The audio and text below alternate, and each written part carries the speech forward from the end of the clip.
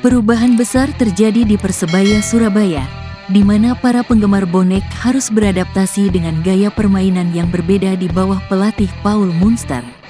Kini, tim tidak lagi mengandalkan filosofi tiki-taka yang menekankan penguasaan bola, melainkan mengedepankan efisiensi dan pertahanan solid. Kemenangan 1-0 atas PSBS Biak di Stadion Kapten Iwayan Dipta menjadi contoh nyata transformasi ini. Meskipun lawan mendominasi penguasaan bola, Persebaya berhasil mempertahankan keunggulan hingga akhir laga dan kini berada di puncak klasemen Liga 1 dengan 16 poin dari 6 pertandingan. Munster, pelatih asal Irlandia Utara, tidak terpengaruh oleh kritik mengenai gaya permainan timnya.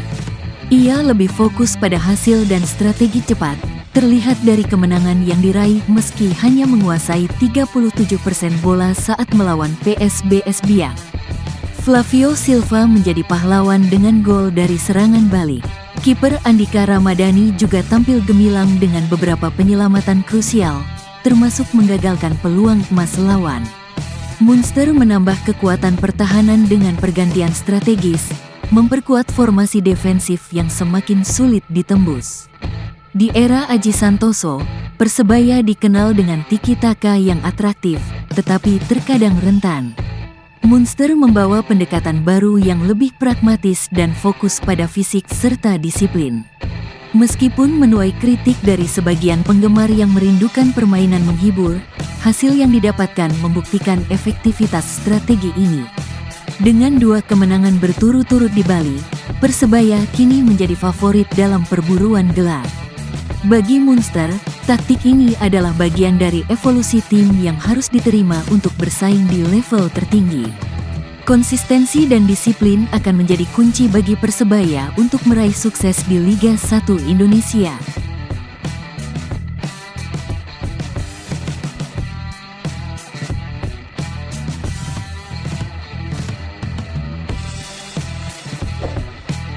Sejak bergabung dengan Persebaya Surabaya pada Juli tahun 2024, Slavko Damjanovic telah menunjukkan performa luar biasa di jantung pertahanan Green Force. Pemain asal Montenegro ini telah mencatatkan 4 clean sheet, membuat para pendukung setia bonek mendesak manajemen klub untuk memberikan kontrak jangka panjang kepadanya. Slavko diperkenalkan sebagai pemain baru pada tanggal 6 Juli tahun 2024, langsung menandatangani kontrak dan melakukan sesi foto untuk media sosial klub. Meskipun ini adalah pengalaman pertamanya di Liga 1 Indonesia, tinggi badan 189 cm ini datang dengan optimisme tinggi dan merasa siap beradaptasi, berkat pengalaman sebelumnya di India. Setelah menjalani tes medis yang menunjukkan kondisi fisiknya prima, pelatih Paul Munster yakin Slavko akan segera berintegrasi dalam sistem permainan tim. Dalam laga tandang melawan Persita Tangerang, ia tampil solid, membantu tim meraih kemenangan 1-0 dan menjaga clean sheet yang mengangkat Persebaya ke papan atas klasemen Liga 1 Indonesia. Usai pertandingan, Slavko mengungkapkan kepuasannya atas kemenangan tim. Luar biasa rasanya meraih 3 poin dari kandang lawan, ujar Slavko saat menunggu penerbangan kembali ke Surabaya. Slavko menyadari bahwa menjaga clean sheet adalah tantangan berat di setiap pertandingan, namun dia percaya dengan kerja keras seluruh pemain. Terus membukukan clean sheet bukan sesuatu yang mustahil, asalkan kita terus berjuang dan bekerja keras seperti ini, tambahnya. Penampilan Slavko Damjanovic semakin mengesankan saat Persebaya Surabaya menang 1-0 atas PSBS Biak, mencatatkan clean sheet keempat musim ini. Kemenangan ini mengukuhkan posisinya sebagai pemain kunci di lini pertahanan, membuat para penggemar bonek mendesak manajemen klub untuk memberikan kontrak jangka panjang. Dengan stabilitas yang dibawa Slavko, bekerja sama dengan Kadek Raditya dan penjaga gawang seperti Hernando Ari dan Andika Ramadhani, pertahanan Persebaya menjadi salah satu yang terkuat di Liga 1. Keberhasilannya beradaptasi dengan sistem permainan Paul Munster dan kontribusinya yang luar biasa di lapangan semakin memicu tuntutan bonek untuk mengamankan jasanya, mengingat ambisi Persebaya meraih gelar juara yang terakhir kali diraih 2 dekade lalu. Dukungan bonek menambah tekanan bagi manajemen klub untuk segera memberikan kontrak jangka panjang kepada Slavko, yang dinilai sebagai aset berharga untuk masa depan tim. Dengan performanya yang konsisten dan kemampuan memimpin lini belakang, Slavko layak menjadi salah satu pilar penting Persebaya dalam upaya mereka meraih kesuksesan di kompetisi domestik dan internasional.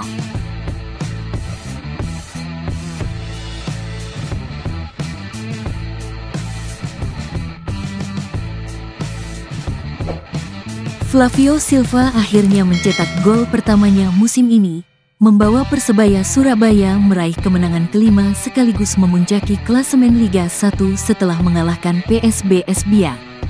Golnya pada menit ke-16 disambut gembira, dengan selebrasi Siu yang terinspirasi dari Cristiano Ronaldo. Meski Flavio memiliki peluang lain untuk menambah gol, sontekannya setelah menerima umpan dari Francisco Rivera masih melebar. Namun, gol tersebut tetap menjadi penentu kemenangan, dan Flavio bersyukur atas pencapaian itu. Ia bersama Gilson Costa mengunggah pesan terima kasih kepada bonek dan bonita atas dukungan mereka, serta meminta agar tetap mendukung Persebaya dalam laga berikutnya melawan Dewa United di Stadion Gelora Bung Tomo. Next time, next game at home. Everybody, let's go, we will wait for you for 3 points. Ujar Flavio mengajak bonek menonton langsung di Stadion GBT saat menghadapi Dewa United, seperti dikutip dari unggahan di Instagram Persebaya. Mengenai kesannya terhadap laga melawan PSBS Biak, mantan pemain Persik Kediri itu mengakui sebagai pertandingan yang berat. It's not easy, but finally, 3 points, that's the most important. Laga yang sulit, tapi akhirnya kita meraih 3 poin. Itu yang penting, imbuhnya. Flavio Silva sebenarnya bukan penyerang yang kurang mampu menciptakan peluang, meskipun baru mencetak gol debut setelah 6 laga. Menurut laman Liga Indonesia Baru, ia telah melepaskan 7 tendangan off target dan 4 tendangan tepat sasaran, 1 diantaranya berbuah gol. Gol pertamanya ini tentunya menjadi motivasi tambahan bagi Flavio untuk menambah koleksi golnya musim ini, seolah membuktikan pernyataan pelatih Paul Munster yang yakin ia akan segera mencetak gol. Kini, tantangan bagi Flavio adalah melanjutkan tren positifnya dan menambah gol di pertandingan mendatang.